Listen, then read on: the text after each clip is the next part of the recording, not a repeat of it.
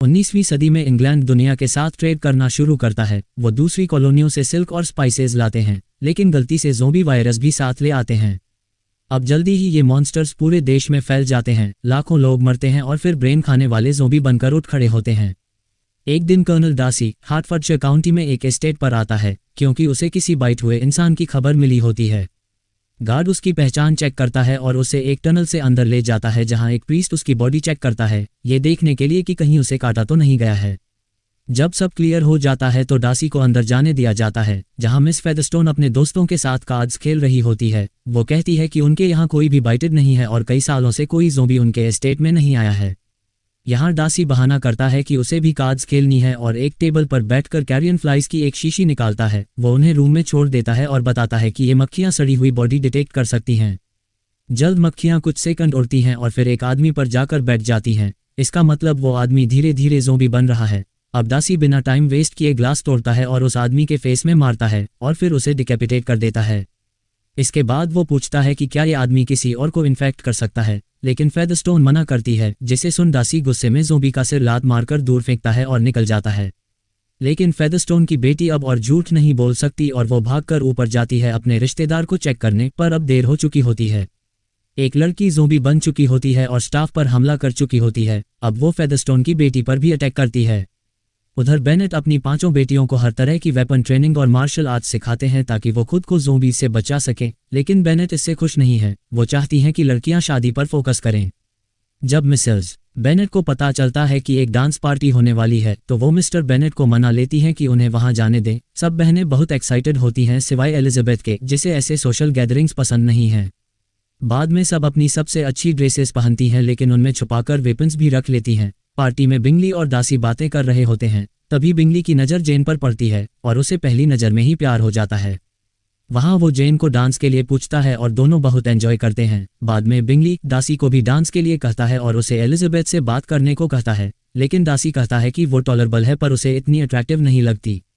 अब एलिजाबेथ ये बात सुन लेती है और चुपचाप वहाँ से चली जाती है। बाहर जाकर एलिजाबेथ रो रही होती है, तभी फेदरस्टोन आती है जो अब ज़ोंबी बन चुकी होती है, लेकिन अब भी बोल सकती है और एलिजाबेथ को कुछ बताना चाहती है। तभी डार्सी उसे शूट कर देता है। जल्द गनशॉट सुनकर लोग बाहर आ जाते हैं और तभी एक और ज़ोंबी अटैक करता है, जिसे देख गार्ड्स खतरे का अलार्म बजा देते हैं। गेस्ट्स भागते हैं, लेकिन बेनेट सिस्टर्स अपने वेपन्स निकालकर ज़ोंबी से लड़ने लगती हैं। यहाँ वो जबरदस्त फाइट करती हैं, अपने ब्लेड्स और किक से हर ज़ोंबी को गिरा देती हैं। जबकि अब एलिजाबेथ की फाइटिंग स्किल देखकर डार्सी उसकी तरफ अट्रैक्ट होने लगता है। बाद में सभी ज़ोंबी बॉडीज को जला दिया जाता है। घर लौटते वक्त जेन बिंगली की बातें करती रहती है और एलिजाबेथ डार्सी की बेदबी और घमंड के बारे में बोलती रहती है। अगले दिन जेन को बिंगली के घर टी के लिए इनविटेशन आता है। बेनेट चाहती हैं कि वो बारिश की वजह से रात वहीं रुके, इसलिए उसे कोच की जगह घोड़े पर भेजती हैं। रास्ते में कुत्ते भागते हुए आते हैं क्योंकि उनके पीछे ज़ोंबी होता है। जेन शूट करने की कोशिश करती है, लेकिन घोड़ा डरकर उसे गिरा देता है। फिर जेन गोली चलाती है पर उसकी गन बैकफायर हो जाती है और उसका हाथ जल जाता है। अब ज़ोंबी उस पर अटैक करता है, लेकिन जेन हाथ में चाकू लेकर उससे लड़ती है। वह ज़ोंबी के हाथ काट देती है, पैर भी चीर देती है, फिर उसके सीने पर लात मारती है और उसके सिर पर पैर रखकर उसे खत्म कर देती है। जल्द ही बारिश शुरू हो जाती है और जेन देखती है कि एक ज़ोंबी माँ अपनी इन्फेक्ट बच्ची को लेकर उसकी तरफ बढ़ रही है। अगले दिन एलिजाबेथ बिंगली के घर पहुंचती है। वहां पता चलता है कि जेन को फ्लू हो गया है, इसलिए वो रात वहीं रुकी थी और अब एलिजाबेथ उसे देखने आई है। डार्सी को शक होता है कि जेन कहीं इन्फेक्टेड तो नहीं है, इसलिए वो कैरियन फ्लाइज छोड़ता है, लेकिन मक्खियां कोई रिएक्शन नहीं देती और एलिजाबेथ उन्हें आसानी से पकड़कर मसल देती है।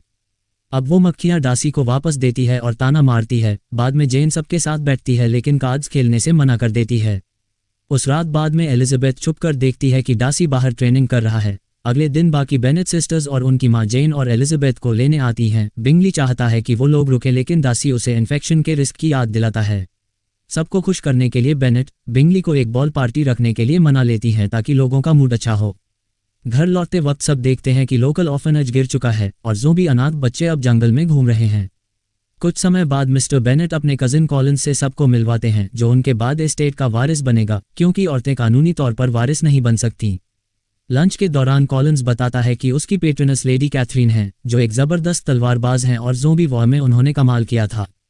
कॉलिन्स जेन में इंटरेस्ट दिखाता है, लेकिन मिसेस बेनेट तुरंत मना कर देती हैं। कहती हैं जेन तो पहले से बिंगली के साथ है और एलिजाबेथ को ऑफर कर देती हैं।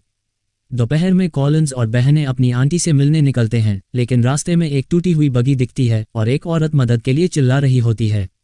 जल्द सभी सिस्टर्स अपने वेपन्स रेडी करती हैं और जैसे ही वो औरत बाहर आती है सब फायर कर देती हैं क्योंकि वो एक ज़ोंबी होती है। बाद में जर्नी जारी रखते हुए एलिजाबेथ सारे वेपन्स उठाकर थक जाती है। जब वो शहर पहुंचते हैं तो देखते हैं कि वहां नए सोल्जर्स आ गए हैं जो उस एरिया को प्रोटेक्ट करेंगे। एलिजाबेथ की मुलाकात लेफ्टिनेंट विकम से होती है और दोनों की बातचीत जल्दी ही बन जाती है। उसी समय दासी पास से घुड़सवारी करता हुआ जाता है और उन्हें देखकर जलन में बिना कुछ कहे निकल जाता है। विकम बताता है कि वो और दासी के बीच कुछ फैमिली के पैसे को लेकर प्रॉब्लम है। उस रात सब बॉल अटेंड करते हैं। जाने और बिंगली साथ टाइम बिताते हैं। एलिजाबेथ विकम से बात करने की कोशिश करती है, लेकिन कॉलिंस उसे जबरदस्ती डांस फ्लोर पर ले जाता है। फिर दासी भी एलिजाबेथ से डांस करने को कहता है, लेकिन कॉलिंस सब ऑकवर्ड बना देता है और दोनों अलग हो जाते हैं। दासी जब बाहर जा रहा होता है तो मिसेस बेनेट की बात सुन लेता है, जिसमें वो बार बार बिंगली की दौलत को लेकर बात कर रही होती है। उधर एलिजाबेथ की मुलाकात फिर बिंगली से होती है और तभी दोनों एक अजीब आवाज़ सुनते हैं। मुड़ते हैं तो देखते हैं कि एक सर्वेंट पर ज़ोंबी अटैक कर रहा है। जल्द दोनों नीचे भागते हैं हाथ में कुल्हाड़ी लेकर, लेकिन ज़ोंबी बिंगली को पकड़ लेता है और वो गिर जाता है। एलिजाबेथ स्लाइड करते हुए नीचे जाती है, ज़ोंबी को गिरा देती है और बिंगली को चेक करती है।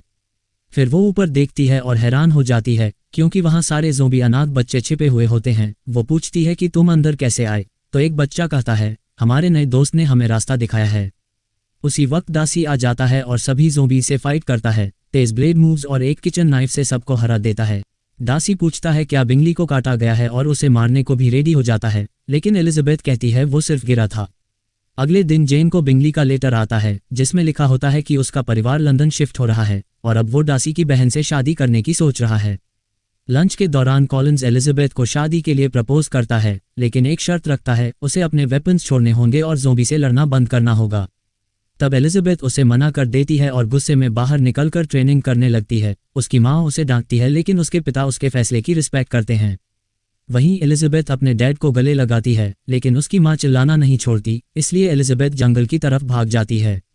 यहाँ जंगल में वो देखती है कि कुछ परिंदे उड़ रहे हैं और नीचे 4 टॉप हैट पहने लोग खड़े हैं। तभी विकम आता है और जैसे ही एलिजाबेथ मुड़ती है, लेकिन अब वो चारों गायब हो चुके होते हैं। विकम कहता है उसने कुछ नहीं देखा और फिर एलिजाबेथ को एक स्पेशल जगह ले जाता है और वहाँ एक चर्च में एक प्रीस्ट प्रीचिंग कर रहा होता है। पर जल्द ही एलिजाबेथ हैरान रह जाती है क्योंकि पूरी भीड़ ज़ोंबी होती है। वो वेपन्स निकालना चाहती है, लेकिन विकम उसे रोक देता है। वो बताता है कि अगर इन्फेक्टेड लोग इंसानी ब्रेन ना खाएं तो वो पूरी तरह ज़ोंबी नहीं बनते और यही तरीका है इंसानों और ज़ोंबीज़ के बीच समझौता लाने का है।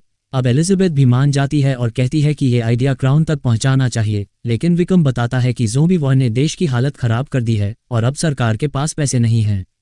कुछ समय बाद एलिजाबेथ की एक दोस्त बताती है कि उसने कॉलिंस से सगाई कर ली है और एलिजाबेथ से कहती है कि वो साथ चले उसकी इन-लॉज से मिलने। बाद में कॉलिंस के एस्टेट में एलिजाबेथ को एक पेंटिंग दिखती है जिसमें लेडी कैथरीन ने लूसिफर को मारा है। साथ ही एक और पेंटिंग होती है 4 horseman of the zombie apocalypse की। कहा जाता है कि ये 4 तब आएंगे जब दुनिया का अंत करीब होगा। यहाँ एलिजाबेथ समझ जाती है कि ये वही 4 लोग हैं जिन्हें उसने जंगल में देखा था।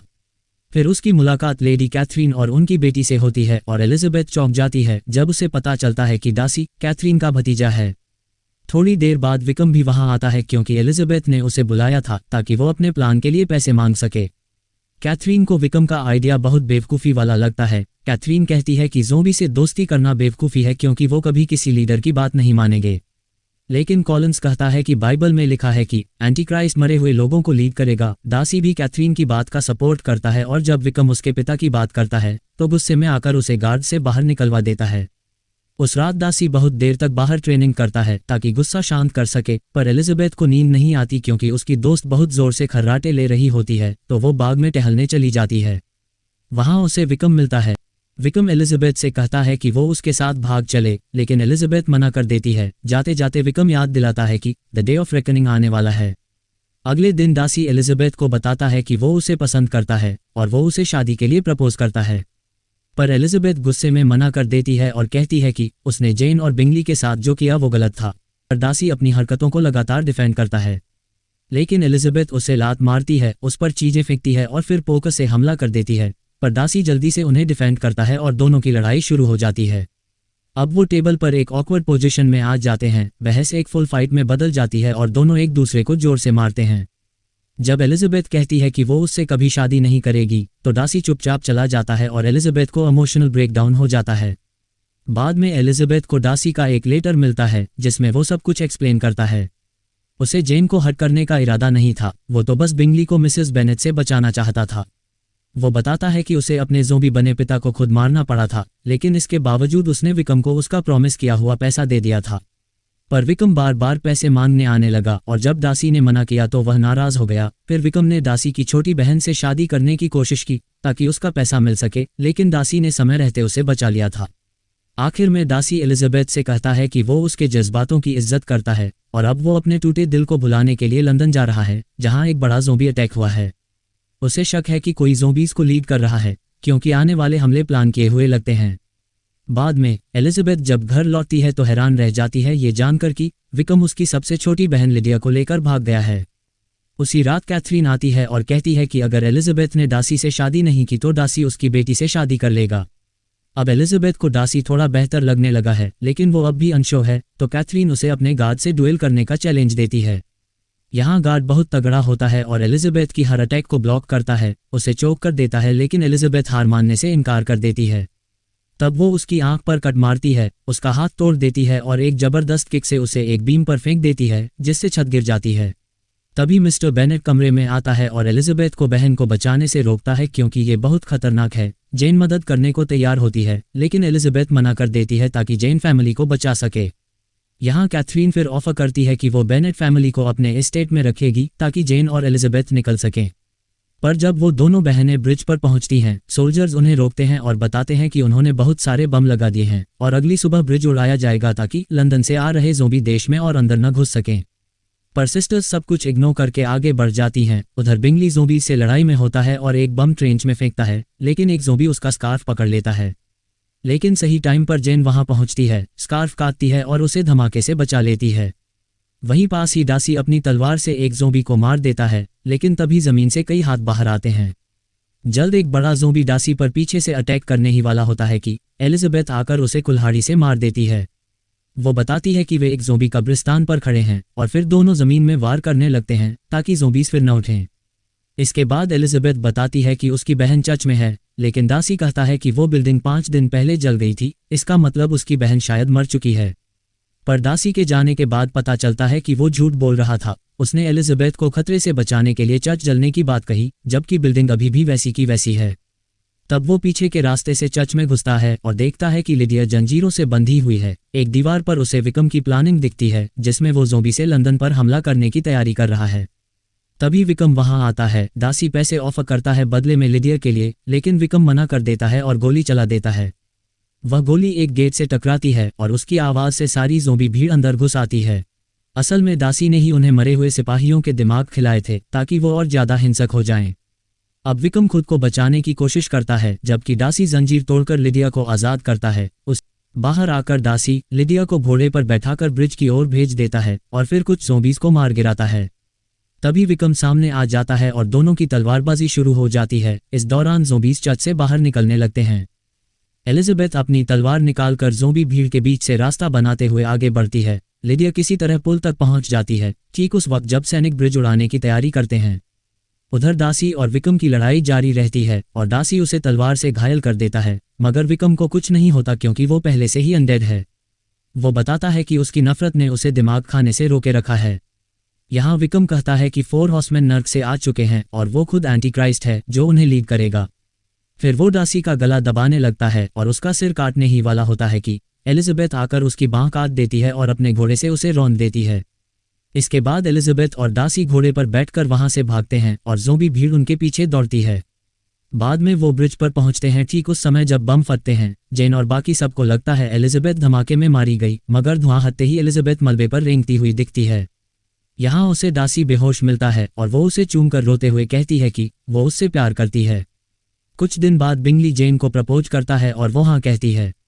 अगले दिन डार्सी कोमा से जागता है और बताता है कि उसने ब्रिज पर एलिजाबेथ की बात सुनी थी। फिर वो उसे शादी के लिए प्रपोज करता है और एलिजाबेथ भी हाँ कहती है।